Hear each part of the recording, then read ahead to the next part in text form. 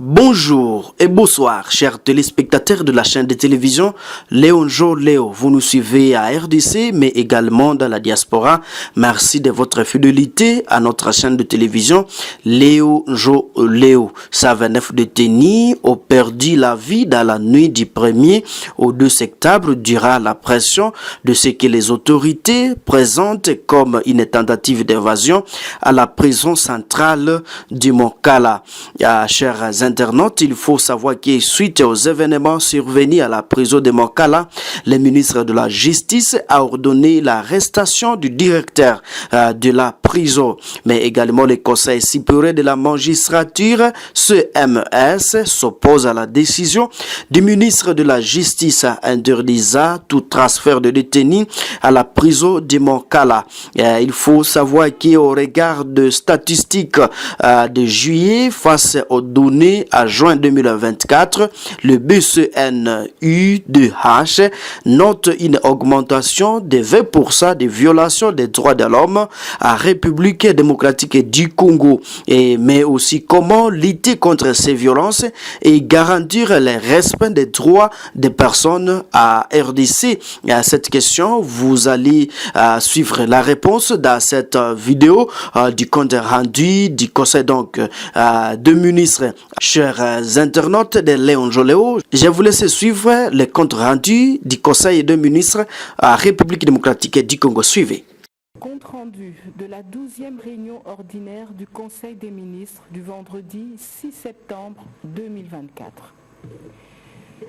Sur instruction de son Excellence, Monsieur le Président de la République, chef de l'État, Félix-Antoine Tshisekedi Tshilombo, la Première ministre, chef du gouvernement, Judith Suminwa Tuluka, a présidé à la Cité de l'Union africaine la 12e réunion ordinaire du Conseil des ministres du gouvernement de la République ce vendredi 6 septembre 2024. 3 points étaient inscrits à l'ordre du jour, à savoir 1. Communication de son Excellence Madame la Première ministre, chef du gouvernement. 2. Point d'information. 3. Approbation d'un relevé de décision du Conseil des ministres. Du point 1. Communication de la Première ministre. Dans sa communication, la Première ministre est revenue essentiellement sur les incidents survenus du 1er au 2 septembre 2024 au Centre pénitentiaire et de rééducation de Kinshasa, CPRK, ex-prison centrale de Makala. Elle a condamné d'un ton ferme la tentative d'évasion qui a dégénéré en une succession d'incidents malheureux occasionnant des pertes en vies humaines, des blessés, des actes ignobles, des violences sexuelles et des dégâts matériels importants.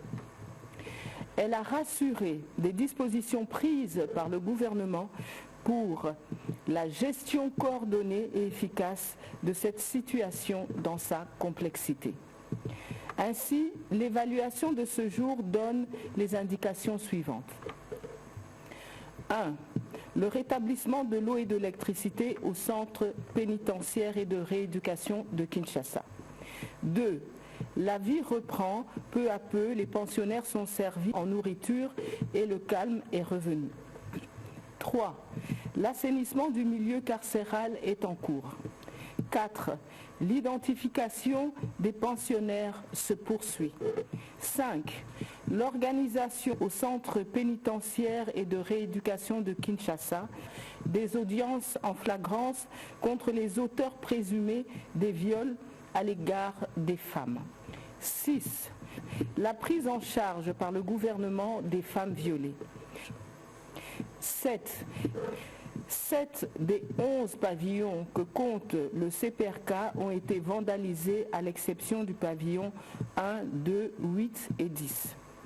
Et enfin, 8.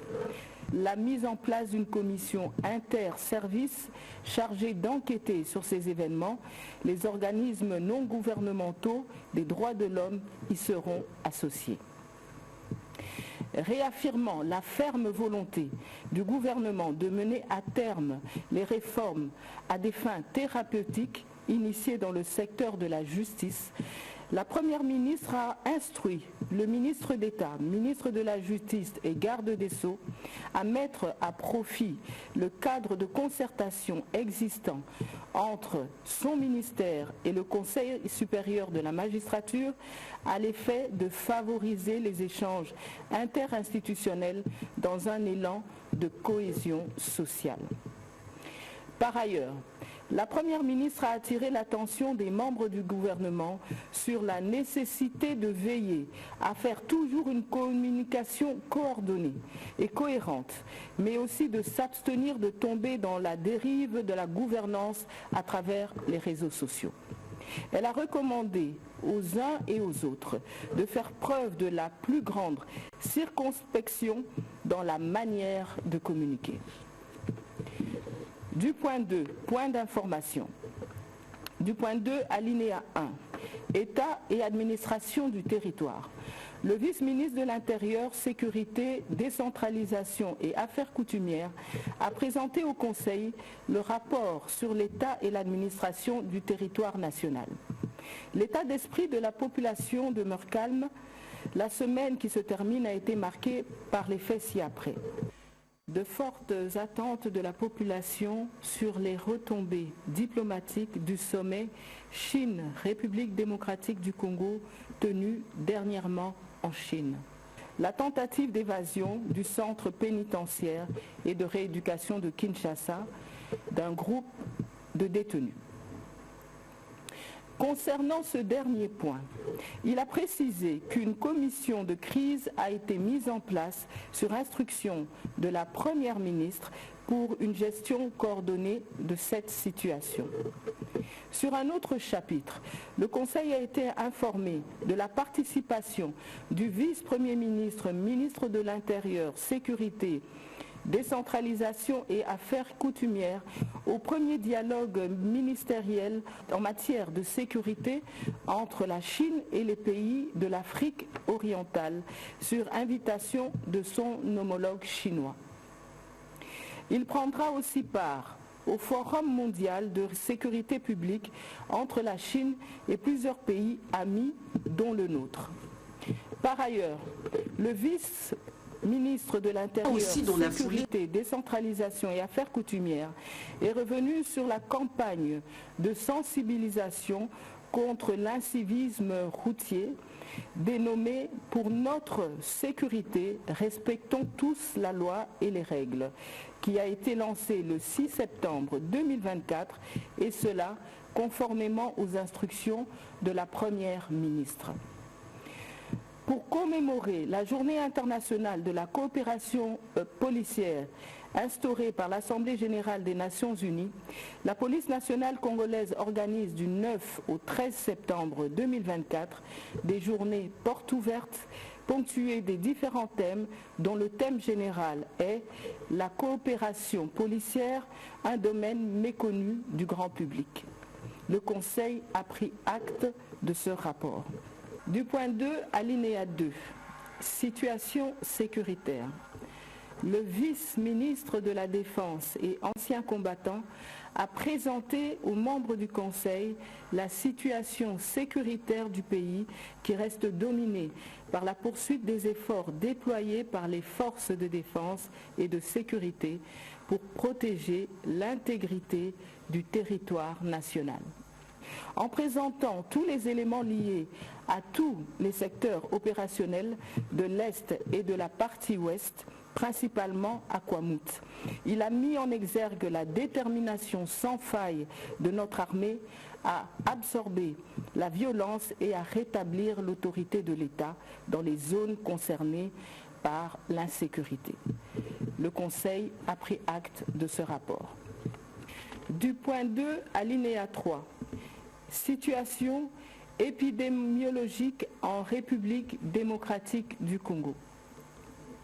Le ministre de la Santé publique, Hygiène et Prévoyance sociale a fait le point sur la situation épidémiologique en République démocratique du Congo.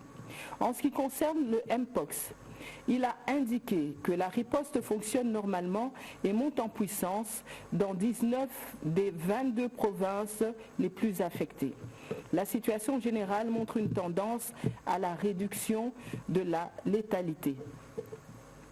Le ministre de la Santé publique, Hygiène et Prévoyance sociale a mis en exergue les actions en cours dont la recherche active de cas, la promotion de la surveillance à base communautaire et le renforcement de la surveillance aux points d'entrée et aux points de contrôle.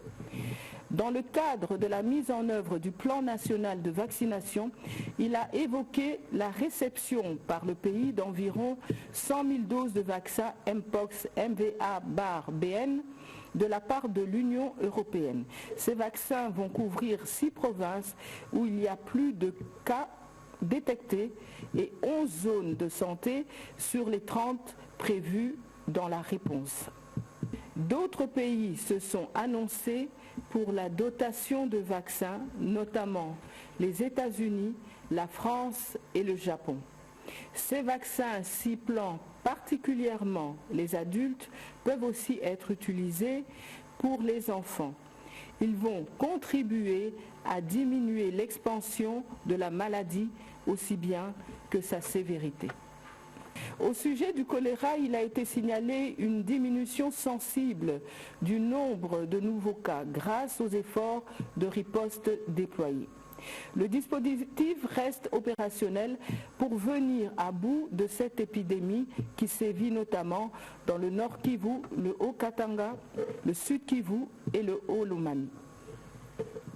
Sur un autre chapitre, le ministre de la Santé publique, Hygiène et Prévoyance sociale a présenté le plan national de développement sanitaire 2024-2033 qui a été élaboré et adopté au terme d'un processus participatif et inclusif par tous les acteurs du secteur de la santé. La vision portée par ce plan est de voir les hommes et les femmes de tout âge en bonne santé, capables d'assurer le développement socio-économique de la République démocratique du Congo. Le but poursuivi est de contribuer au bien-être de la population congolaise afin de gagner 20 ans d'espérance de vie en 10 ans et de permettre au secteur de la santé d'être l'un des vecteurs de développement socio-économique pour notre pays. Pour ce faire, 3 objectifs stratégiques sont visés, à savoir contribuer à la réduction de la morbidité et de la mortalité de la population.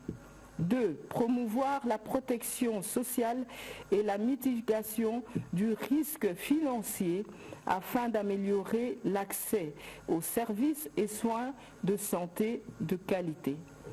Point 3. Contribuer au développement socio-économique du pays dans un cadre multisectoriel. Le Conseil a pris acte de cette note d'information. Du point 2, alinéa 4, participation de notre pays à la 16e session de la Conférence des Nations Unies sur la diversité biologique et ses réunions connexes. La ministre d'État, ministre de l'Environnement et Développement durable, a informé le Conseil de la participation de notre pays aux travaux de la 16e session de la Conférence des Nations Unies sur la diversité biologique et ses réunions connexes du 21 octobre au 1er novembre 2024 à Cali, en Colombie. Ces assises auront pour but de fixer un cadre opérationnel de suivi des progrès réalisés par les États pour atteindre les objectifs fixés. Il s'agira d'élaborer le calendrier des prochaines réunions et d'évaluer l'efficacité des mesures prises pour conserver la diversité biologique et ainsi inverser la tendance de sa perte effrénée. L'enjeu sera également de mobiliser les ressources, notamment financières et techniques, pour assurer l'atteinte des objectifs et cibles du cadre mondial de la biodiversité Kunming Montréal. À l'approche de ces assises, la ministre d'État, ministre de l'Environnement et Développement durable, a souligné que la coalition de la haute ambition pour la nature et les peuples est déterminé à accélérer la dynamique politique au plus haut niveau en vue de la mise en œuvre de cet objectif essentiel et à mettre en avant les champions de la nature. Fort de son extraordinaire potentiel forestier, qui la place comme pays solution face aux enjeux du climat. Fort de son extraordinaire potentiel forestier, qui la place comme pays solution face aux enjeux du climat et la perte de la biodiversité, et conformément au pilier 6 du programme d'action du gouvernement 2024-2028, la République démocratique du Congo est appelée à continuer de jouer pleinement son rôle de leadership en matière d'environnement. Le Conseil a pris acte de cette note d'information. Point 3. Approbation d'un relevé de décision du Conseil des ministres. Le Conseil des ministres a adopté le relevé des décisions prises lors de la 11e réunion ordinaire du Conseil des ministres du vendredi 30 août 2024. Commencée à 14h55, la réunion du Conseil des ministres a pris fin à 15h57.